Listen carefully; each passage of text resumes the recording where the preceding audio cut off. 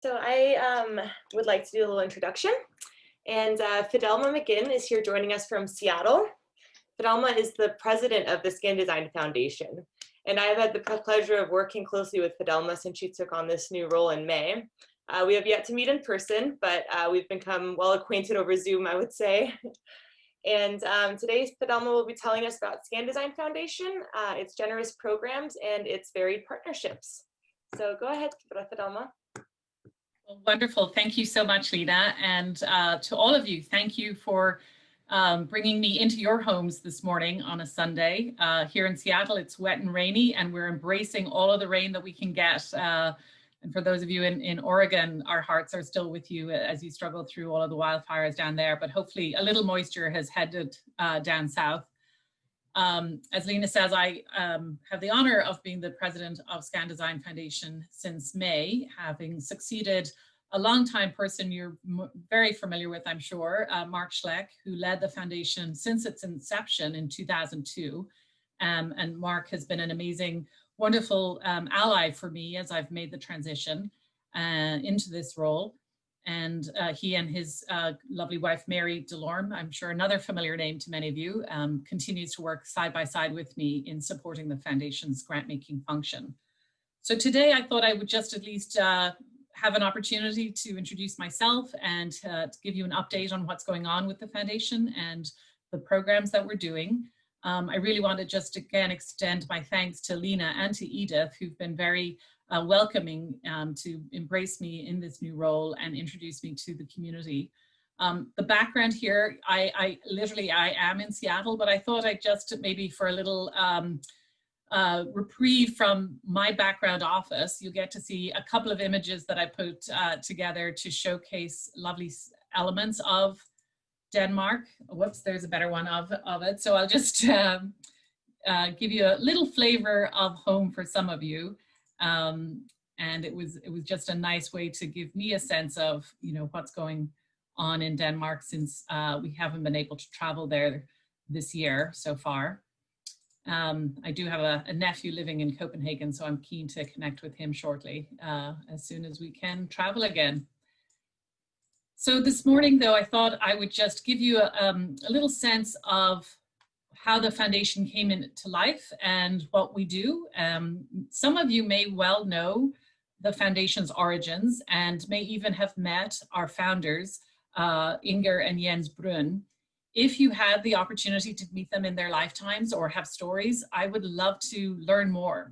So perhaps after this, Lena can share my contact information, and I'd be happy to connect with any of you who do know them or had occasion to meet with them over time or know any of the history. So please do reach out to me. I think I'll now share my screen because I have a couple of slides that I'll go through. So you don't have to look at me all the time. You can see some of the impact of our work. And then I think we have some time for questions and answers, or feel free to drop them in the chat box as we're going through the presentation, and we can start the dialogue that way. So with that, I'm going to hopefully get this right this time. I think then I have to just go to, okay. All looks good. Great. So the mission of the ScanDesign Foundation is to grow, develop, and encourage the relationship between the US and Denmark, inspired by the legacy of Inger and Jens Brun. And that's the essence of our foundation's core mission. And you might be asking yourself, what does a non-Danish sounding person leading an organization that's so connected to bridging the relations between Denmark and the US, what kind of choice was that in the selection committee? Well, I can say that I am not a Dane, but I do come from a small country in Northern Europe, in the North Atlantic, a little island called Ireland. So the experience of being an immigrant is something I'm familiar with. I left Ireland in the 90s and came to the US in pursuit of adventure and a professional experience with a small software company called Microsoft. And after many years there, I ended up retaining or getting my citizenship and staying here, and have over the last 20 years devoted my life to the work in nonprofits, philanthropy, and foundations. So I think the selection committee of the board were more inclined to think about the experience I had in that arena rather than my national origins. But that said, I do have a kinship and a fondness for Scandinavia for a variety of connections that I have there. I, at one point, did think I was channeling some of the Viking DNA in my familial heritage, but I just read a study, some of you might have seen this in the New York Times over the last couple of days, where a Danish researcher and an Irish researcher have come out with a new paper that basically confirms that the genome configuration in the Irish DNA comes from Norwegian Vikings, not Danes. So I was crushed, but I will pursue that one separately. But let's talk about less about me and more about the origins of the foundation. As I say, Inger and Jens Brunn may be familiar to many of you. They were a wonderful couple who, by all accounts, were incredibly generous during their lifetime and equally generous with their assets through the creation of this charitable foundation. We are a 501c3 organization as recognized by the IRS, and our fundamental goal is to be a grant-making engine to support and nourish the bridge between Denmark and the US.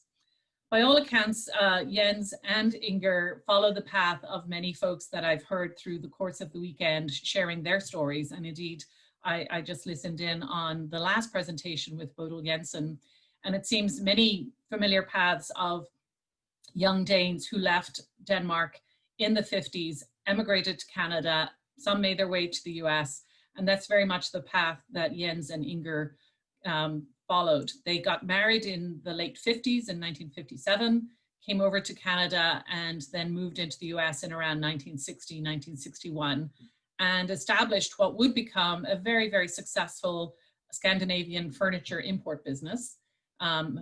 Some of you may have some of their furniture in your own homes. Very distinctive Scandinavian design. The aesthetic and appeal, I think, really resonated with customers here. They were successful in building out that business together, and were at the height of the ScanDesign furniture business, had 8 stores between Oregon, Washington, and Hawaii. And so very much anchored here in the Northwest, but still connected to Denmark. I loved the expression that somebody said earlier about having their head in the US, but their heart in Denmark. From what I can tell, it was very much where Inger and Jens felt most at home in their native country and would go back regularly. I gather as well that the icon of the Little Mermaid statue was also something that they had a replica of in their garden in Bellevue here in Washington. So lots of elements where they stayed connected with their relatives in Denmark and Jutland. And every year they would host young Danes who came to the US looking for their own adventure, and would have them as trainees or interns in their stores. Over the years, I gather they did it for many, many years, and about 150 young people were hosted by them, living with them, staying with them, getting employment, helping them get a path to citizenship here in the US. And that ethos and that sensibility has carried on in the tradition of the foundation. Unfortunately, Inger passed in 1987, rather unexpectedly, and Jens himself passed in 2002. So they were relatively young. They did not have their own children or next of kin. So their significant resources were then considered, what should we do with them? And so through their estate plan, this charitable foundation was established in 2004 as a way to redistribute their resources into the community. So that's the origins of the foundation, and really our hope is to honor their intentions and to carry the spirit of generosity that they had in their life through the programs that we support. So how do we carry out that mission? Well, there are 4 key kind of areas, or fundamental areas that we focus on, and not surprisingly, education rises to the surface. They were very, very interested in supporting young people in their pursuit of their career path. So we have several programs where we work with academic institutions here in the Northwest as well as in other states.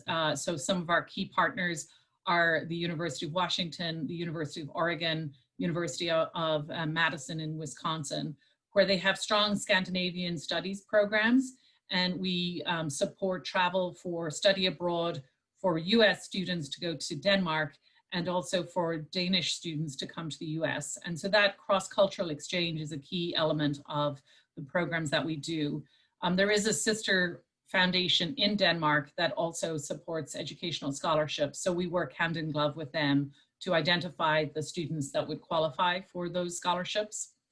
We also have invested in faculty study abroad programs where we exchange faculty with different institutions. And we have resident intern programs where we actually will place interns in Danish companies, specifically in the architectural field. So the main areas of focus are urban development, architecture, landscaping, and really looking at that intersectionality between all of those in urban planning. The other category that we support is arts and culture, and that shows up and manifests in many ways where we're supporting presenting organizations such as the Seattle Symphony, you may know now has a Danish music director, Thomas Dausgaard. So we've supported and sponsored their programming and encouraging that connection to Denmark. We've also supported an exchange with the Pacific Northwest Ballet and the Royal Danish Ballet to have an internship program there. We support our local flagship Nordic Museum, the National Nordic Museum now, with a variety of programs, initially with some key grants for visiting exhibitions. Then when they were pursuing their large capital campaign, we were a foundational core partner there. And then every year we provide funding through a variety of programs that showcase the best of Danish cross-cultural relations. So that's been an ongoing and very productive partnership. In the civic and technical arena, this really is an area where we have tried to expose our elected officials and public policymakers here in the Northwest region to see what innovations and new technologies are being developed in Denmark that could be applied here. So clearly a lot of leadership has been done with regards to environmental sustainable goals that Denmark is leading, not just Europe, but the world in really finding new ways to think about sustainability.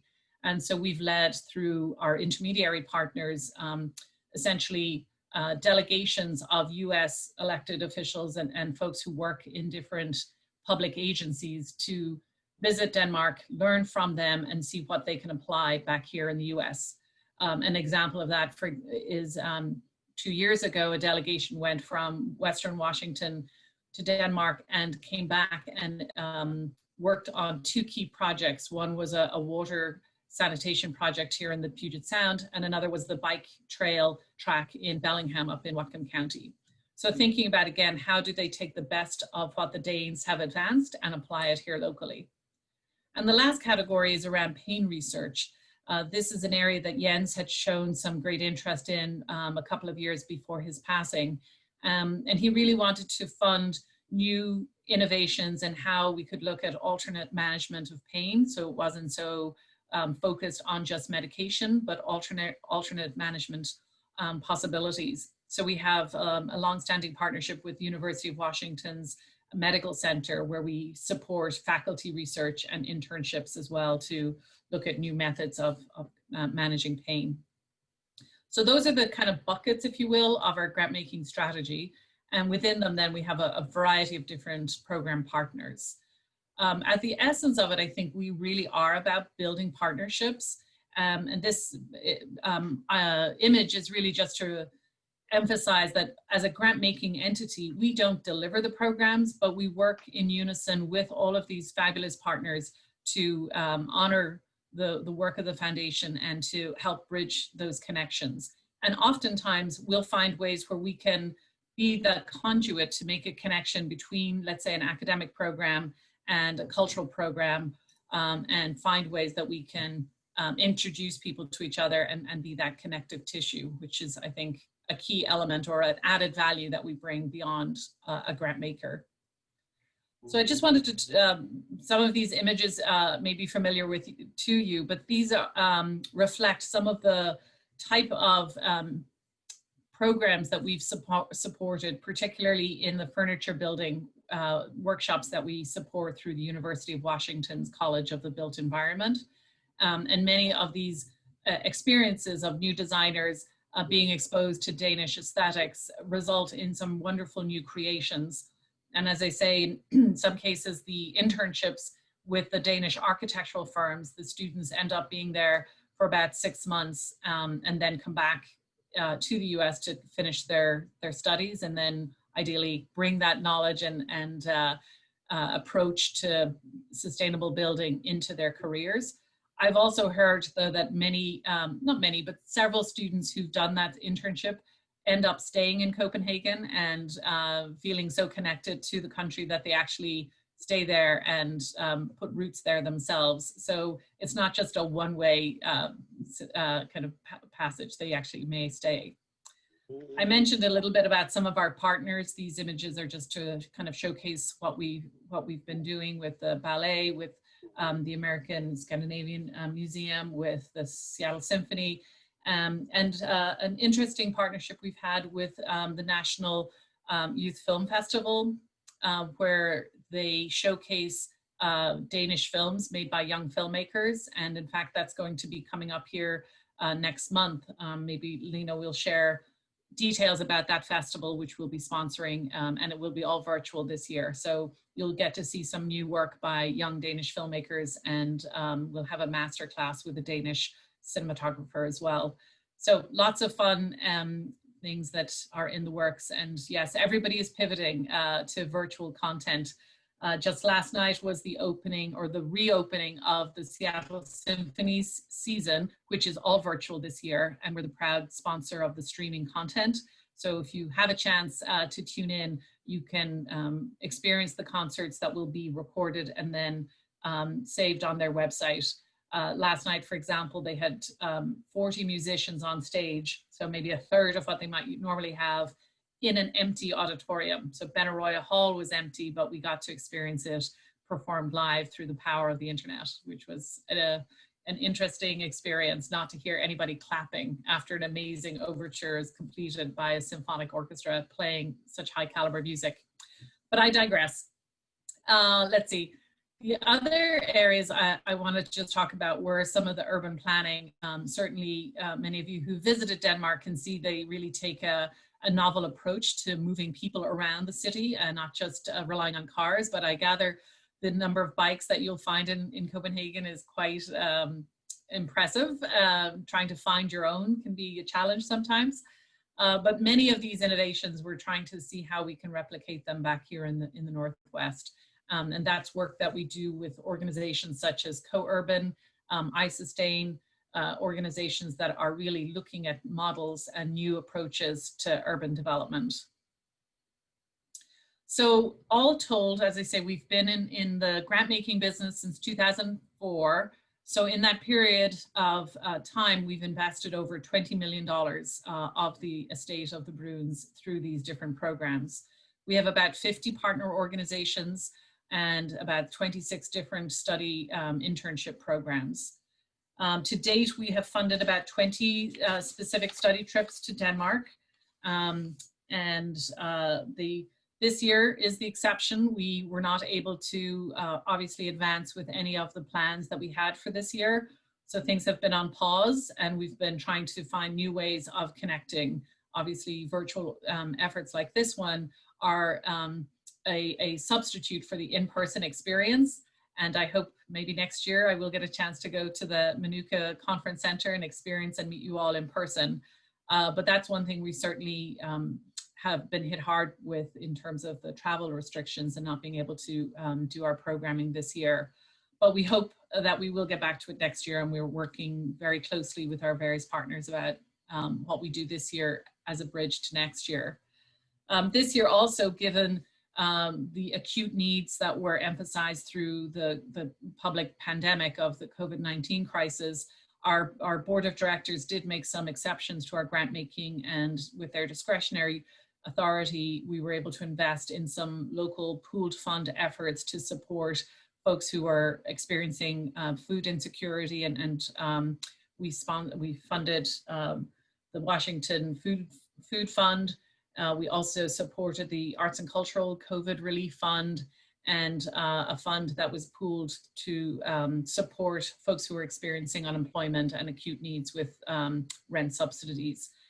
Those were all through the efforts that a coalition of other partners, foundations, and corporations and individuals rallied around to create these different pooled mechanisms. And that resulted then in something you might be familiar with here called the All in Washington effort. And that's an ongoing fundraising effort that's in motion still. You can learn more about it on their website if you'd like to pursue that further.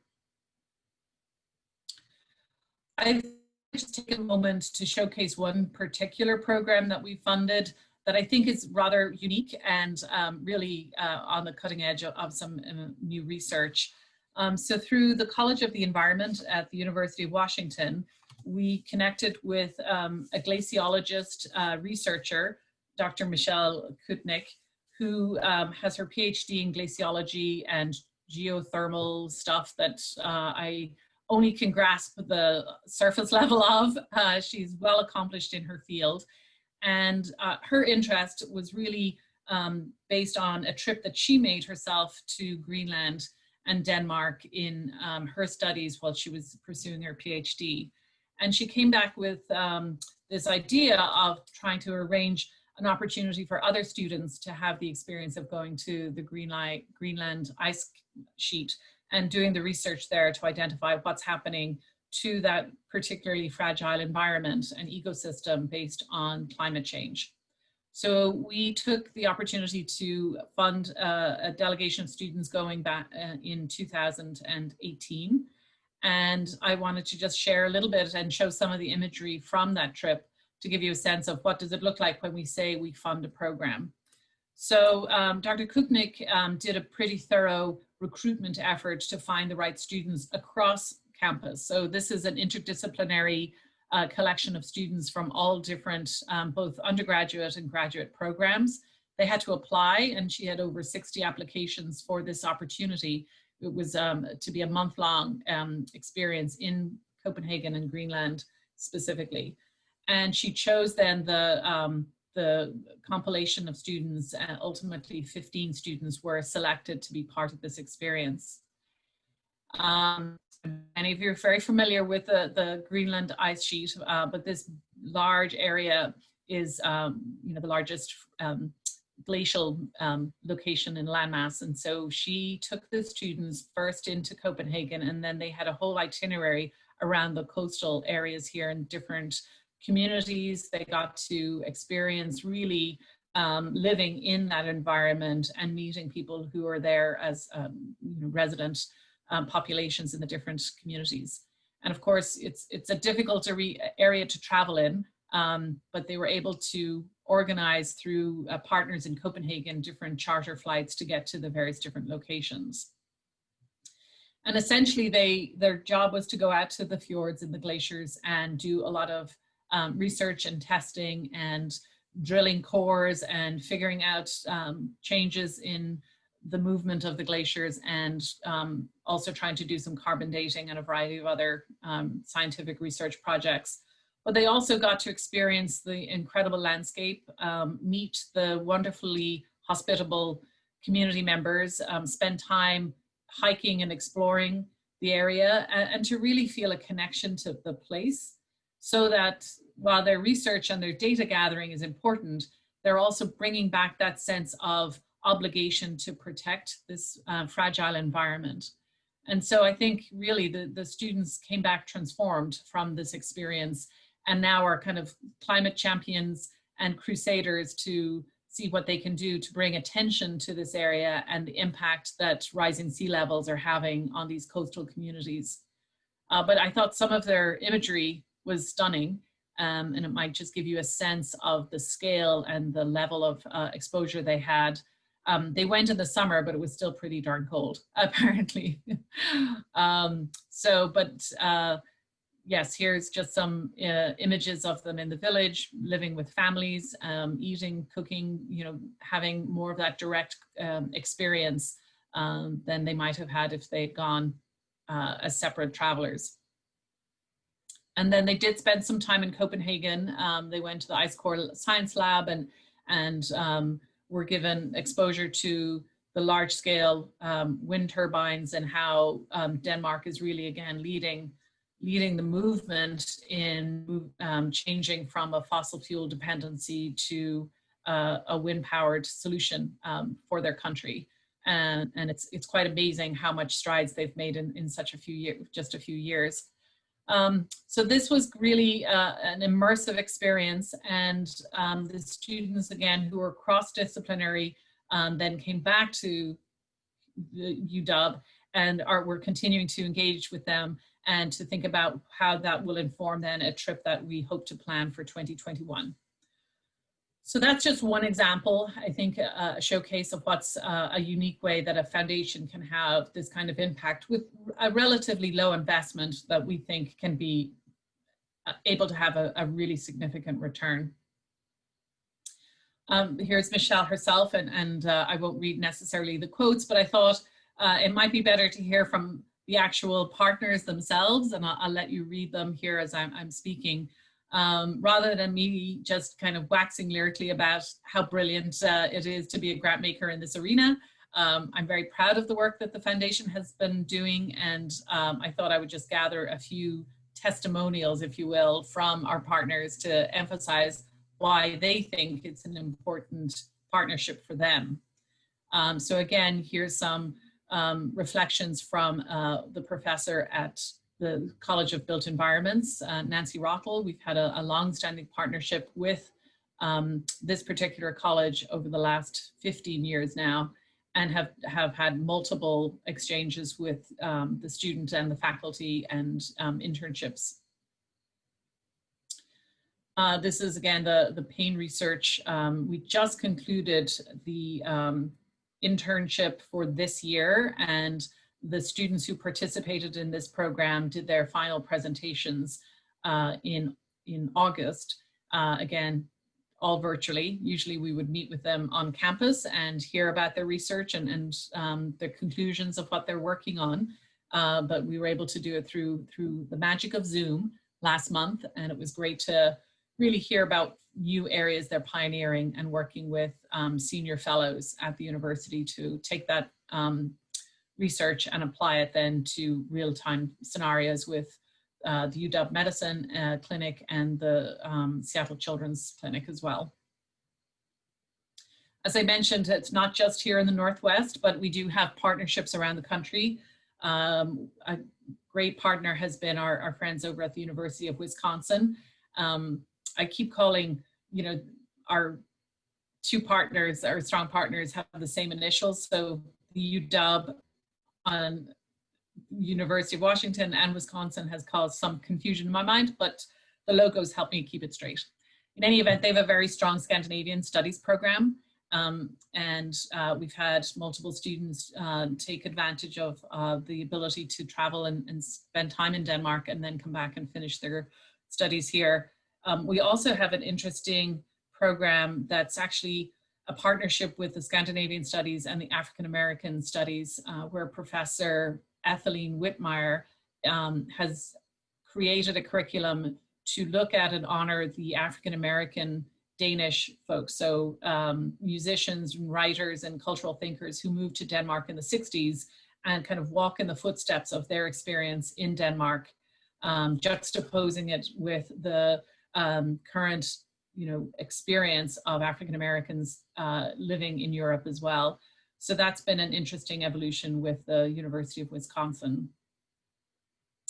Of course, our flagship partner here, lucky for us that it happens to be in Ballard, is the National Nordic Museum. We've been a key investor in the development of the Capital campaign when that was done now over 10 years ago. And then annually there's different exhibits or presentations that we will fund that has a specific Danish perspective. This spring, they hosted their second annual Nordic Innovation Summit, and they pivoted really quickly to making that a virtual experience this year. I don't know if any of you participated or joined in, but I thought it was an amazingly stellar program and a high caliber speakers from the Nordic countries, really looking at technology and innovation in new and different ways. It was a really good program and will be repeated again in spring of 2021. The Museum of Danish America, I had no exposure to this organization before, so I was thrilled to be introduced to them through technology so far, but they're based over in Elkhorn in Iowa. And this was a cornerstone museum that Jens himself had been interested in supporting. I think both the museum and Rebuild were two key organizations that Jens was personally attached and interested in supporting. So we'll continue to foster those relationships. An interesting organization showcases this amazing collection of Danish work through the National Gallery of Denmark, the American Friends of SMK. We've done a few exhibits with them, showcasing then the work or touring it here on the West Coast. And I think that we'll continue to do a few more on the horizon. Things have kind of paused for now, but there is a couple of exhibits that we've been collaborating on that we'll be showing here on the West Coast. And then this, I did mention the National Film Festival for Talented Youth, or colloquially called NIFTY. This organization we've been supporting now for 10 years, and really trying to highlight and put a spotlight on this new talent of Danish creative filmmakers that will be hopefully leading the next wave of great Danish cinema in the future. So yes, please do check out their website if you're interested in hearing what's coming up next month. So that's just a little collection of responses from our partners. Our partners down in Portland, you're very familiar with, Nordic Northwest. If anybody is representing them here today, nice to say hi at least. So we've been supporting them, and we'll find always ways to bridge that connection between our two states.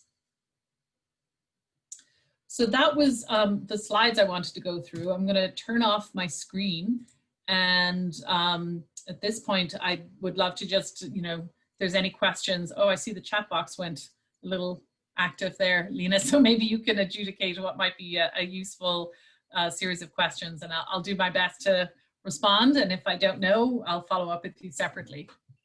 Okay, great. Yeah, there are a few comments. I'll just kind of filter through them here. Ingrid Salmon says that Jens Bohn she met Jens Bohn, and she says Jens Bohn was a big personality.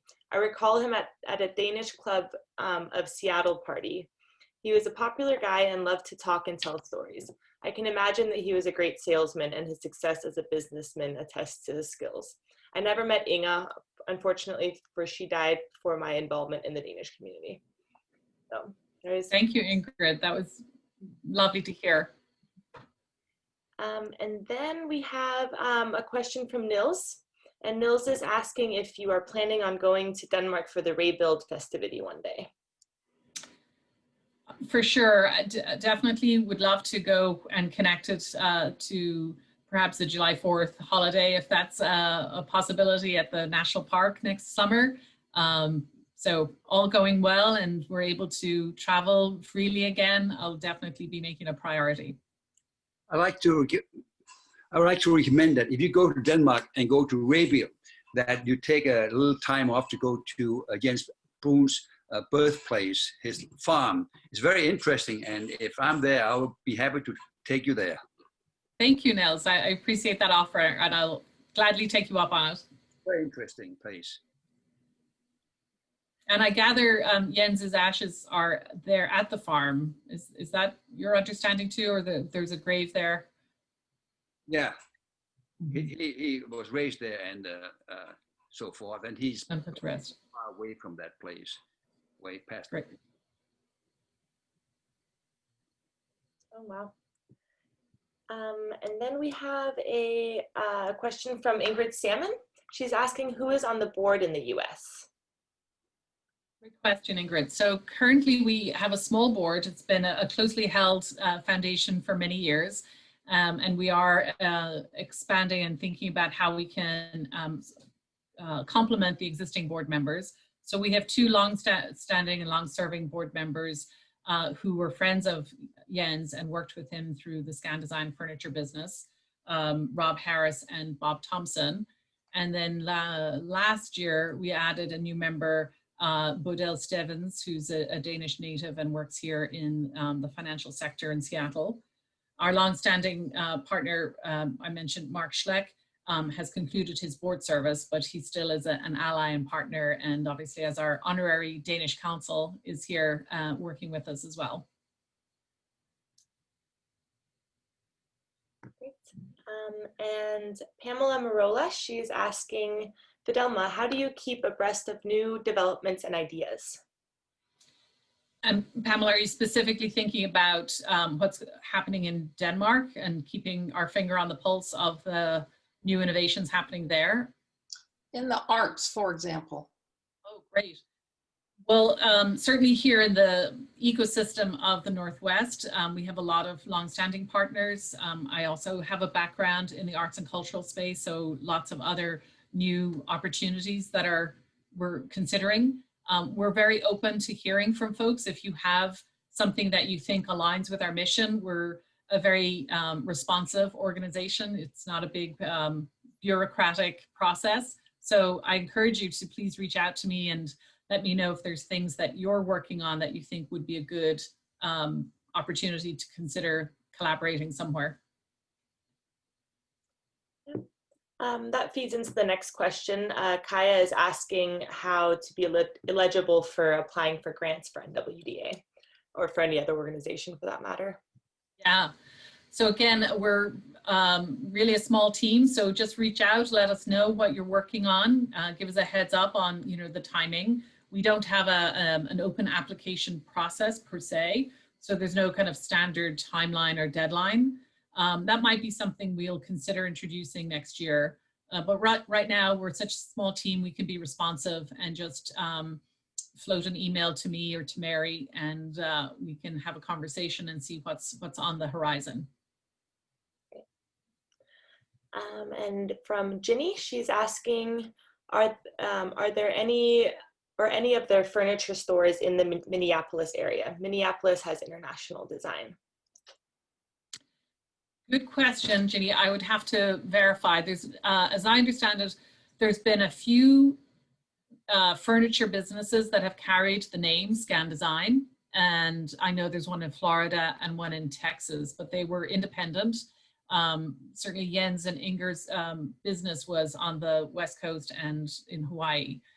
So if there is one in Minneapolis, it may have the same name, but it may be a different, unique entity.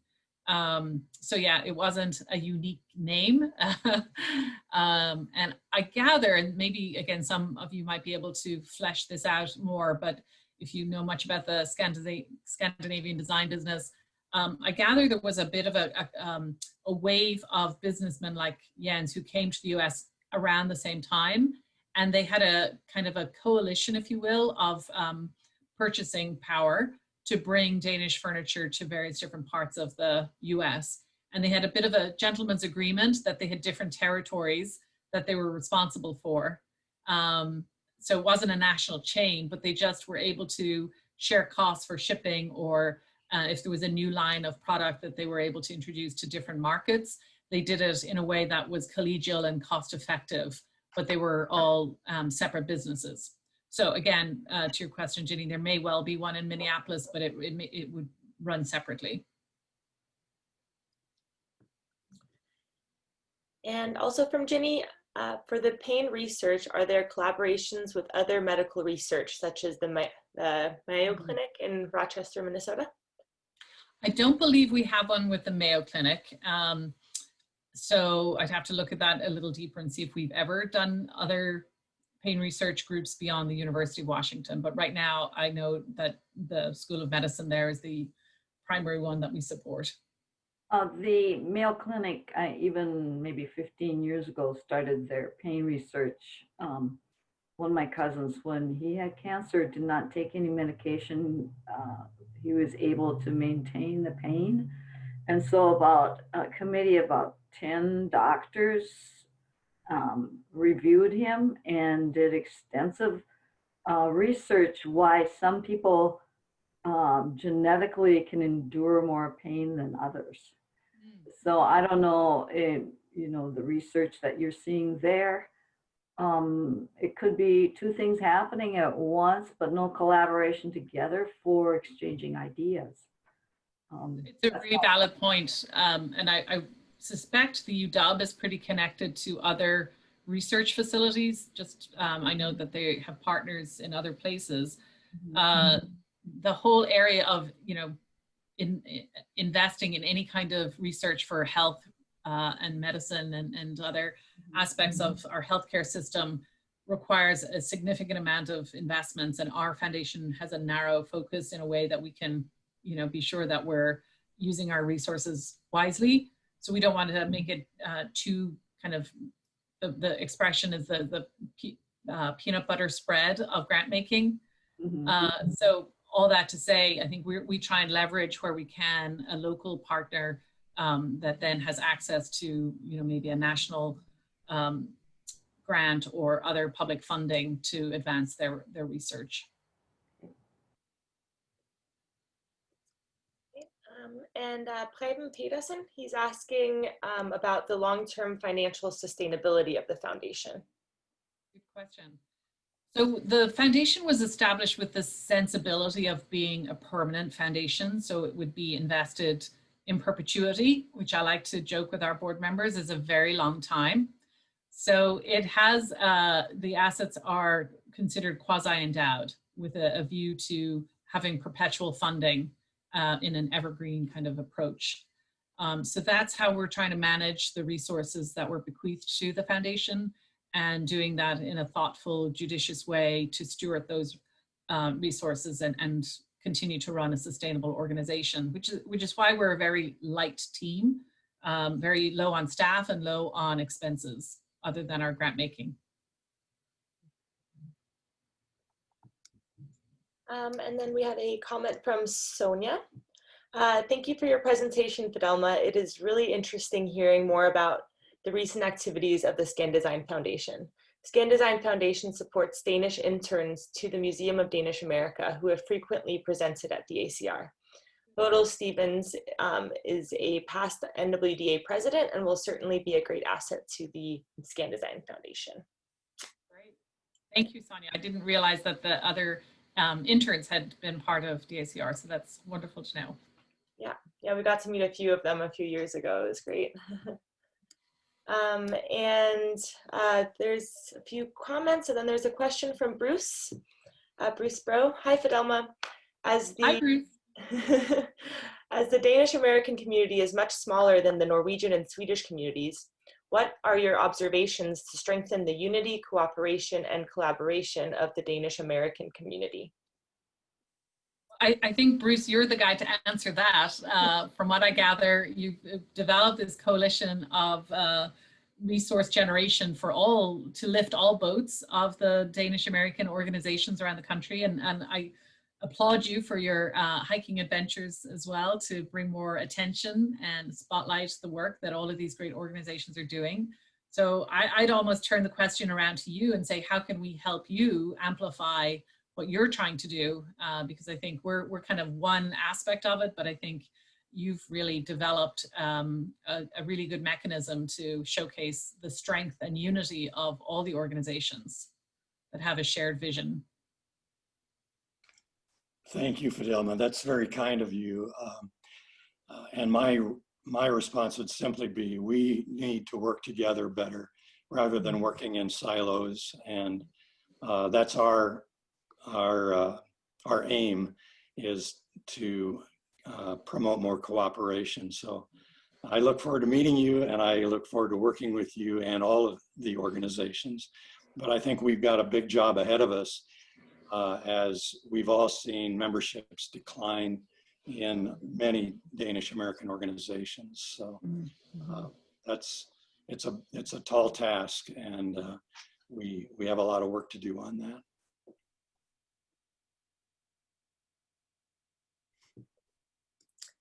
Yes, I agree. Jenna has a good comment with that. She says, we all have to contribute to amplifying awareness of Danish American heritage and future. Let's see here. There's a few more comments, and I'll send you the comments, Fidelma, after. I'll send you the chat so you can read through them. So Lisa is asking to help continue and advance the vision of ScanDesign Foundation. Besides general support, are there specific ways Danish organizations can help with shared goals of the foundation? Yeah, I think, Lisa, you know, to Bruce's point, if we can coalesce and act as one entity, while keeping our own discrete, you know, areas of focus, I think all boats will rise, whether they're long boats or whatever current vehicle, kind of maritime boat you'd like to use. And part of that is ensuring that we are finding ways to spotlight and share stories. One thing a foundation can do is amplify those stories through our various channels, and we'll be upgrading our own communication devices, our website, our social media, etc. And we want to be a thoughtful partner to navigate across different areas. Like I mentioned, you know, sometimes we can be at the table with maybe strange bedfellows, if you will, but we can help kind of bring things together. And that's one aspect of the role of a foundation as a grant maker, is to ensure that there are partnerships that are developed beyond the usual suspects. A great example of that last November, so this predates me, but I give credit to Mary and Mark for hosting a convening of all of our grantee partners in the Northwest. And at that event, I still hear people say, oh, I met so-and-so who introduced me then to this person who then we're going to do a project with, because, you know, that they hadn't been introduced before. And specifically it was around showcasing the Danish filmmakers during the Nordic Museum's Northern Lights Film Festival. So they never had a connection before, and it seems obvious now, but that just nobody had introduced each other. So sometimes we can help facilitate that, and that's certainly something we'd like to continue to do, and find ways where there may be, you know, we can just be that bridge builder. That's great. You're doing a great job at it with your organization. We are out of time, but I can share Fidelma's contact information with you all if anyone would like to follow up with anything. And then let's take like a 10-minute break, and then we'll come back for the closing and the raffle. And Fidelma, thank you so much for joining us today. It was great to hear about all the programs and all of your partners. I know we've definitely worked close together too with our programs in the past, and we're very thankful for the ScanDesign Foundation. So thank you. Thanks so much. I really appreciate it being included in the program, and I hope to get a chance, as I say, to meet you in person at Munich next year. Yes, great. Bye-bye. Yeah. And if everyone, we'll meet back here around noon. And if you want to grab a Danish flag so we can take the group photo together, and then we'll do the raffle, and yeah, just some closing remarks. So see you soon.